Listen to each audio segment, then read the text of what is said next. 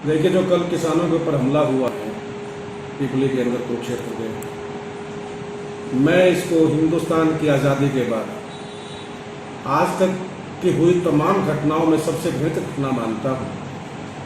किसान जो इस देश का अन्नदाता है, जो सबका पेट पालता है, उस कम्युनिटी पर, मजबूर व्यक्ति पर जिस तरीके से लाठीचार्ज किया गया, बेवजह लाठीचार्ज किया गया, कातिलाना हमला किया गया, उस कांड की जितनी कड़ी निंदा की जाए उतनी ही कम मैं मानता हूँ।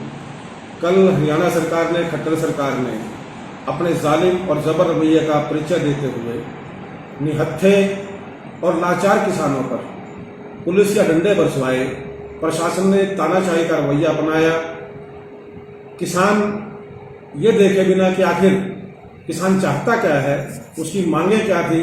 मेरे हिसाब से सबसे पहले तो, क्योंकि किसान कोई एकदम से नहीं आया था, एकदम से वो लोग पिपली में इकट्ठा नहीं हुए थे, उन लोगों ने पिछले 15 दिन से 20 दिन से अपने आंदोलन की रूपरेखा तैयार की थी।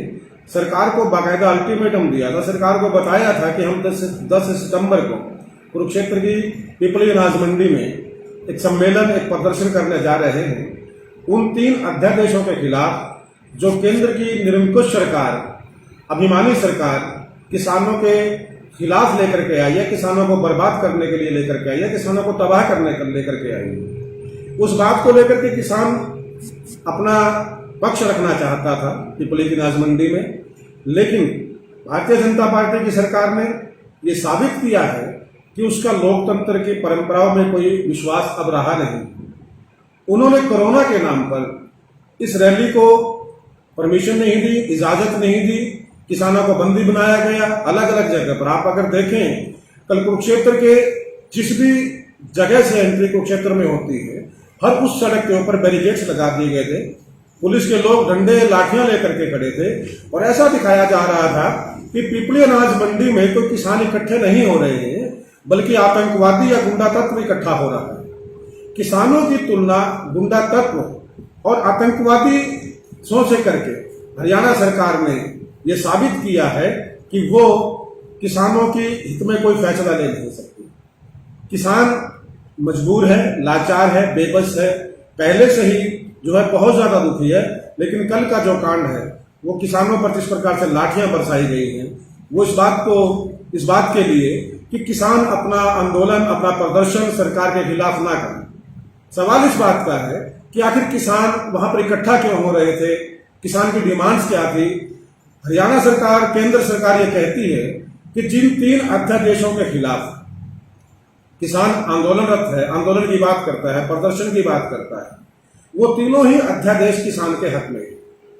अब सवाल इस बात का आता है कि अगर वो तीनों अध्यादेश किसानों के हक में है तो किसान क्यों आंदोलन करता है। बड़ी जाहिर सी बात है, किसान इस बात को समझ चुका है। अब ये पहले वाला किसान नहीं है कि जिसको आप जैसे मर्जी बहका दो, बहला दो, वो समझ जाएगा, बहक जाएगा।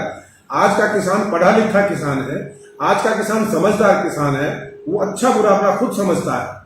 किसान इन्हीं मुद्दों को लेकर के सरकार तक अपनी बात करना चाहता था।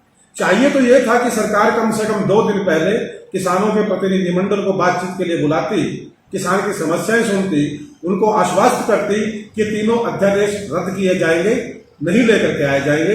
लेकिन इसके मुकाबले, क्योंकि नरेंद्र मोदी जैसा अभिमानी व्यक्ति जो अहम से भरा बैठा है केंद्र की सत्ता पर, और हरियाणा के अंदर जिस प्रकार से श्रीमान खट्टर साहब का रवैया है, और जो चौधरी देवीलाल के पोते हैं आदरणीय भाई दुष्यंत चौटाला जी, उनका जो रवैया है वो बड़ा निरंकुश रवैया है।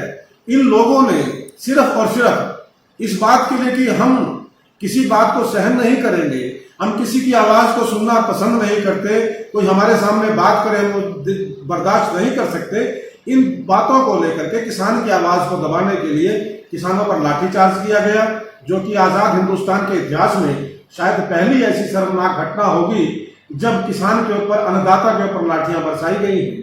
हम आज भी कहते हैं कि भाई संभल जाइए, ये सत्ता किसी की सगी नहीं होती, सत्ता आती जाती रहती है, सत्ता का नशा इतना अच्छा नहीं होता।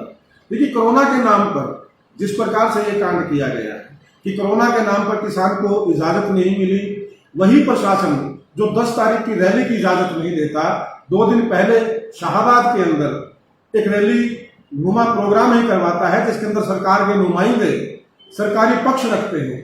भाई जब सरकार अपना पक्ष रख सकती है किसानों के सामने, तो क्या किसान को इजाजत नहीं है कि वो सरकार के सामने अपना पक्ष रखे? बड़ा घृणित कार्य जो है हरियाणा की सरकार ने कल किया है। कांग्रेस पार्टी इसकी कड़ी निंदा करती है और कांग्रेस पार्टी सदा से किसान के साथ खड़ी रही है और आगे भी किसान के लिए कोई भी कुर्बानी अगर कांग्रेस को देनी पड़े, कांग्रेस हमेशा किसान के साथ खड़ी रहेगी और सरकार को झुकना पड़ेगा। सरकार में अगर जरा सी भी नैतिकता है, सरकार अगर कहीं जरा सी भी शर्मिंदगी महसूस करती है, तो वे तीनों अध्यादेश जो किसान को केवल बर्बाद तबाह करने के लिए लाए गए हैं, इन्हें वापस लिया जाए। किसान इनकी जरूरत नहीं समझता, और जब किसान ही इन अध्यादेशों की जरूरत नहीं समझता तो सरकार को अपना हठ धर्मिता का रवैया छोड़ना चाहिए। नहीं तो कहीं ऐसा ना हो कि जब किसान सड़क पर आए तो सरकारी नुमाइंदों को छुपने तक के लिए जगह ना मिले।